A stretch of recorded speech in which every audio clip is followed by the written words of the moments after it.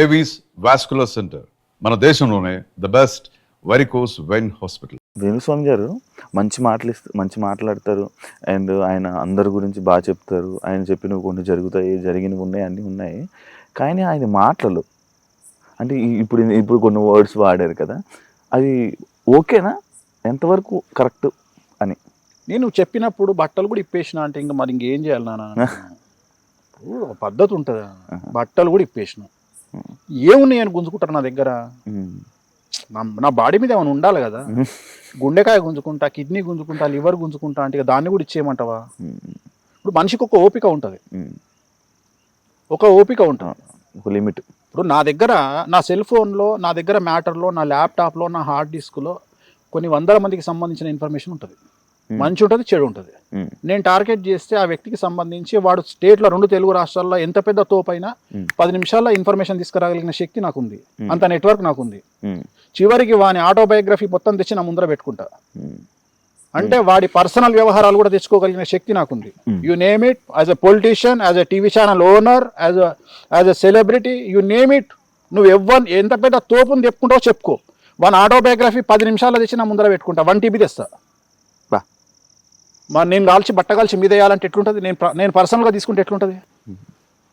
నేను పెట్టే social media, Instagram post, ప్రతి పోస్టు బాహుబలిలాగా ఉంటుంది. ఎవరి గురించి అయినా సరే.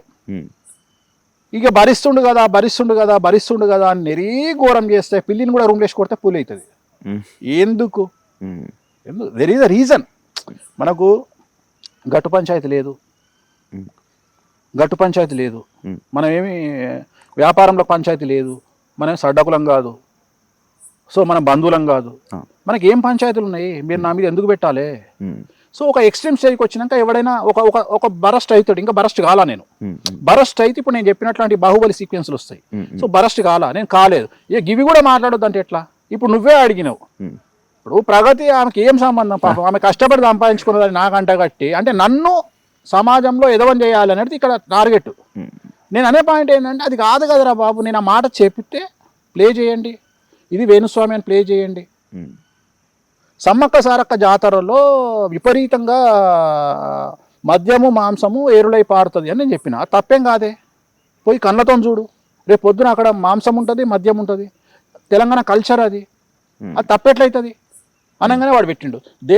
హిందూ దేవతలను విమర్శించిన వేణుస్వామి. ఇది విమర్శించిన ఇది మీడియా అంటే, న్యూస్ ఛానల్ అంటే నువ్వేం చదవాలి? ఉన్న న్యూస్ ఇట్లా చేతులు కట్టుకొని టేబుల్ మీద చేతులు పెట్టి, పలాని ఎమ్మెల్యే గారు పలాని మినిస్టర్ గారి గురించి ఇలా చెప్పారు. శాంతి స్వరూప్ గారు ఉంటుండే ఇంతకుముందు, శాంతి స్వరూప్ టీవీలో ఆయన చెప్తుండే వార్తలు. ముఖ్యమంత్రి గారు ఈరోజు మన అపోజిషన్ లీడర్ గురించి ఇలా అన్నారు, అపోజిషన్ లీడరు ముఖ్యమంత్రి గారి గురించి ఇలా అన్నారు. ఇప్పుడు నీ అయ్యా జాయిరా, డైరెక్ట్ అయ్యింది వీడు సీఎంకు, డైరెక్ట్ అయ్యింది వీడు డిప్యూటీ సీఎంకు, డైరెక్ట్ అయ్యింది వీడు అపోజిషన్ లీడర్కు. ఏమరా నువ్వు న్యూస్ చదువుతున్నావా, లేకపోతే నువ్వు ఒక పార్టీకి స్పోక్స్ పర్సన్ వా? న్యూస్ అంటే ఏంది? అలా జరిగిన విషయాన్ని జనాలకు వీళ్ళిద్దరు ఇలా అనుకున్నారని నువ్వు చెప్పాలి. అట్లా కాదట, వీడు డైరెక్ట్ వాంతోనే మాట్లాడుతుండు ఎక్స్ సీఎంతో.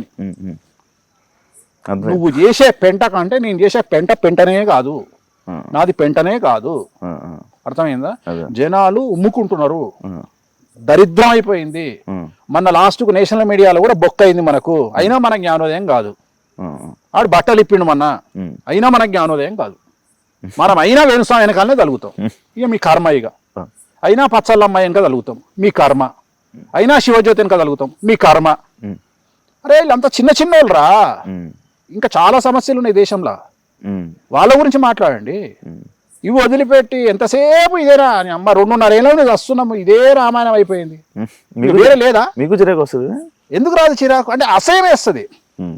అంటే ఒక క్షణము కోపం వస్తుంది. అంటే ఒక్కొక్కసారి ఏమనిపిస్తుంది అంటే, ఎవరో మన దగ్గరకు వచ్చి, అన్నా నీకు నీ అమ్మాయి ఇన్ఫ్లుయెన్స్ ఉంది కదనే, ఎందుకు కూకుంటున్నావే అని జాతకం బయట పెట్టు. ఒకడు వచ్చి అంటాడు, అని జాతకం బయట పెట్టు అంటాడు.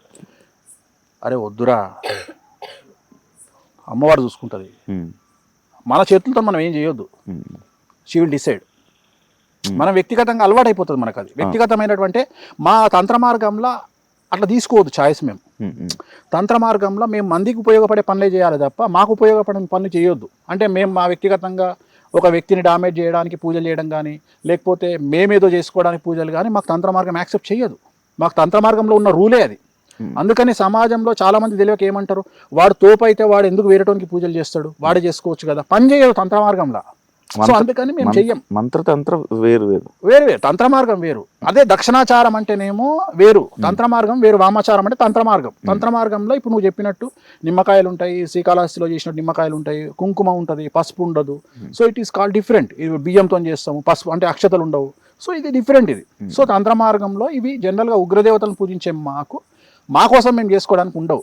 మేము వ్యక్తి గురించి ఇప్పుడు నీకు సంబంధించిన శత్రువు గురించి పూజలు చేయమంటే నేను చేస్తా, నీకు సంబంధించిన న్యాయ పరిష్కారం నేను చేస్తా, కానీ నేను చేసుకోను.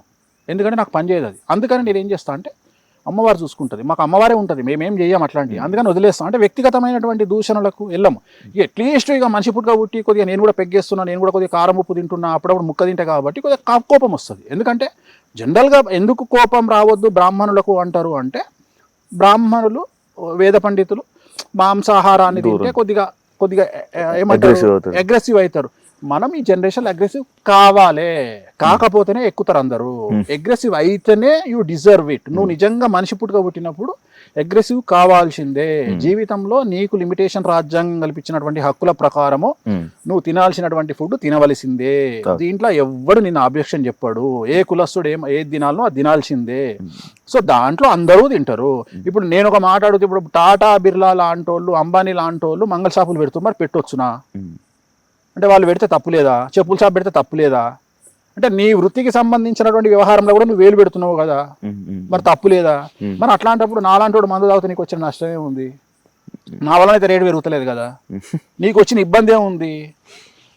సో ఈ కోపం అనేటువంటిది సహజం కదా, ఈ కోపం రావడం అనేది సహజం కదా అని నేను చెప్తున్నా. నేను ఇంకా నేను టాప్ 1 జస్ట్ ఇది 0.1%.